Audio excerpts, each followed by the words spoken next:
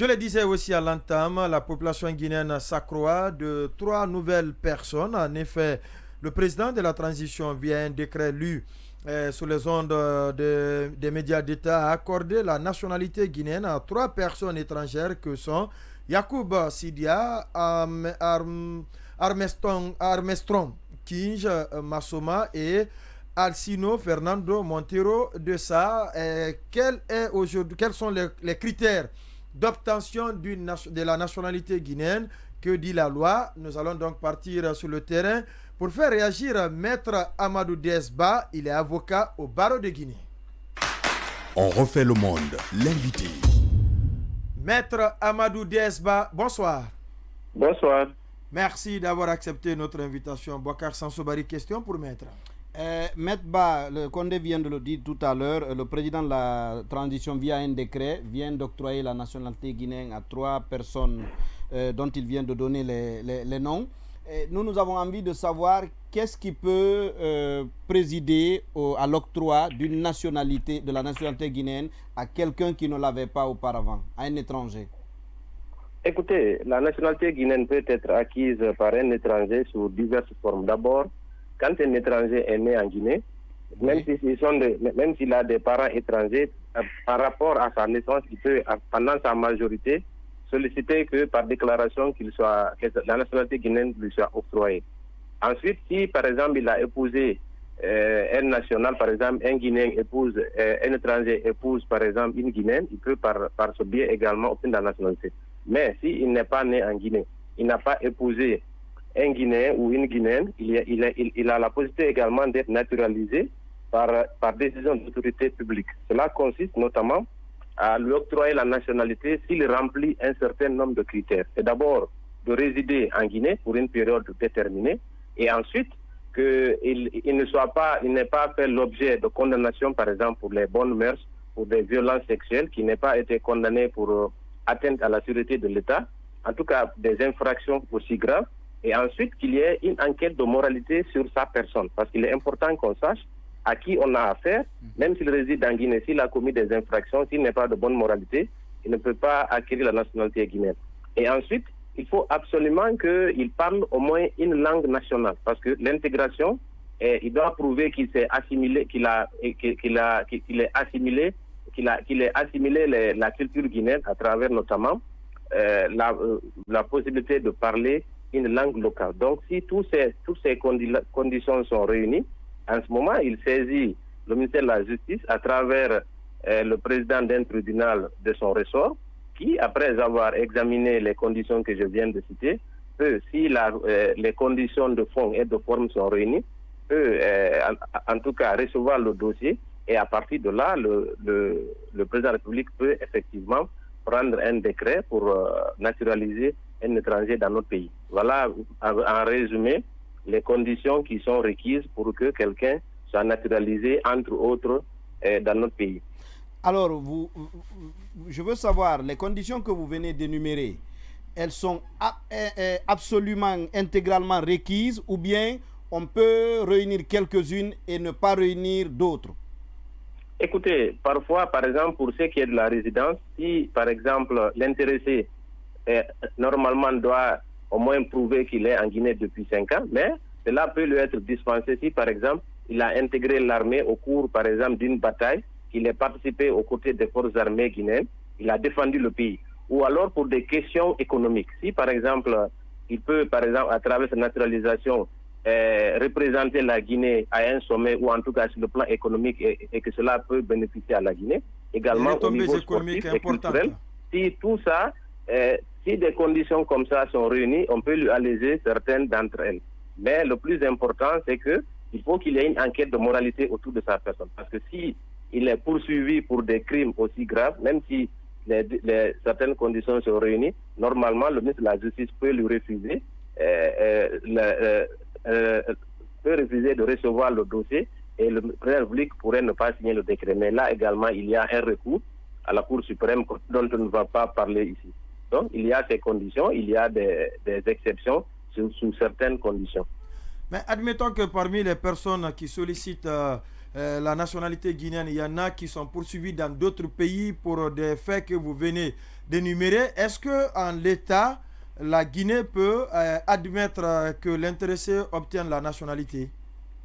Écoutez, vous savez, ces conditions les conditions que j'ai énumérées doivent être examinées avant que la demande même ne soit recevable. Parce que l'idée, c'est que le président du tribunal de première instance, après avoir reçu l'intéressé, doit mener une enquête de moralité. C'est au cours de cette enquête qu'on pourra rechercher dans le casier judiciaire de l'intéressé s'il est par exemple poursuivi et condamné pour terrorisme. Donc, il serait quand même hasardeux que la Guinée, par exemple, accepte de naturaliser quelqu'un qui est poursuivi pour terrorisme ou pour atteinte à la sécurité d'un autre État. Donc, en amont, toutes ces conditions doivent être remplies avant que le décret ne soit signé.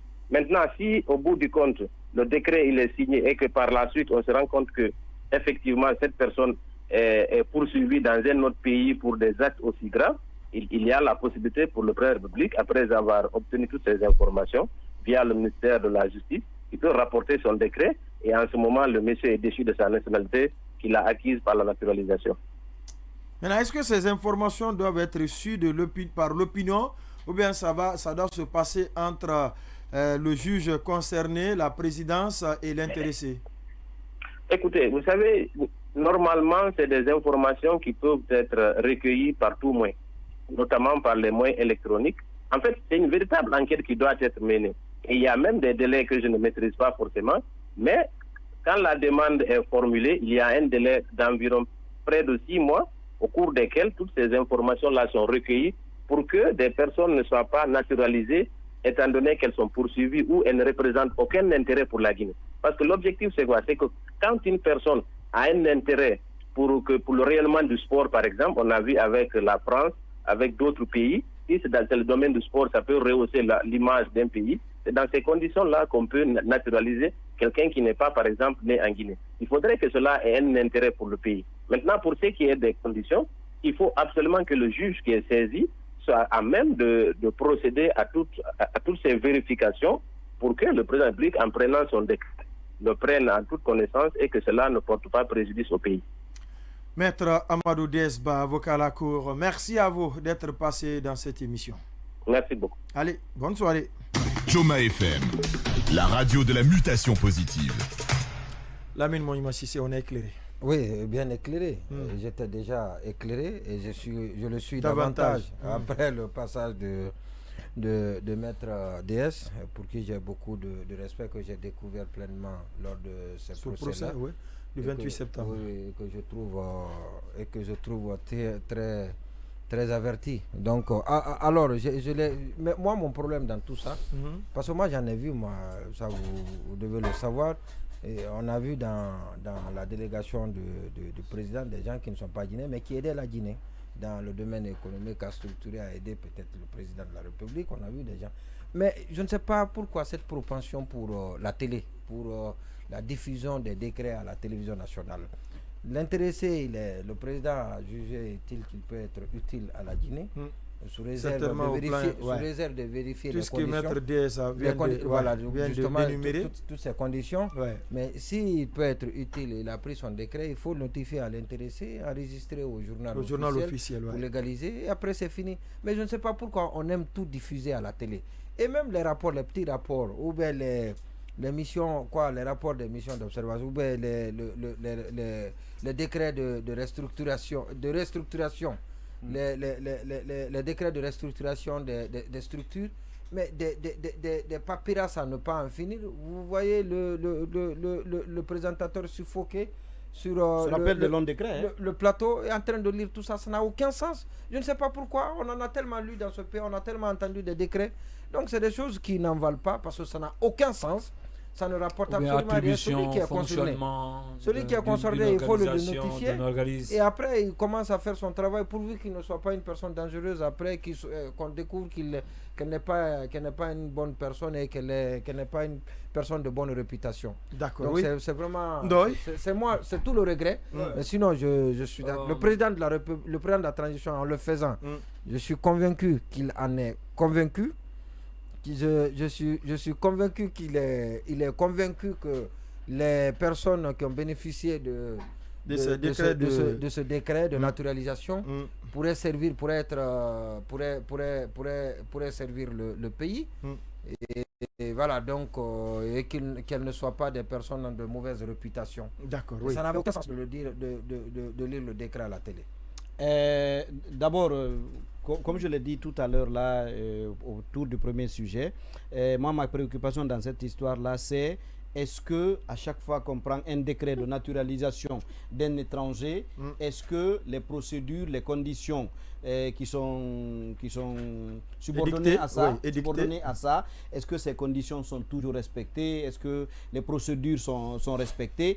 Parce que quand Monyo m'a dit par exemple que si le président décide que c'est une personne qui est utile au pays, ça peut être relatif. C'est-à-dire un président peut décider que c'est parce que c'est un ami, il peut lui faire que le monsieur veut faire peut-être des affaires, il décide, puisqu'ils s'entendent bien, il lui octroie la nationalité. Moi je veux dire, est-ce que le président est absolument fait en sorte de respecter absolument la procédure? Et je ne parle pas que de ce président-là, je parle du président en général, que ce soit celui d'avant, ceux d'avant, celui d'aujourd'hui ou celui qui va venir après. Et puis, quand Monyoma disait tout à l'heure qu'il a vu des gens autour du président accompagnés qui peuvent aider, je dis, ça seulement, ça ne peut pas suffire, parce que ça peut être des prestataires, c'est-à-dire sur des questions précises, on peut aller chercher des spécialistes qui soient aux côtés du président pour faire une tâche,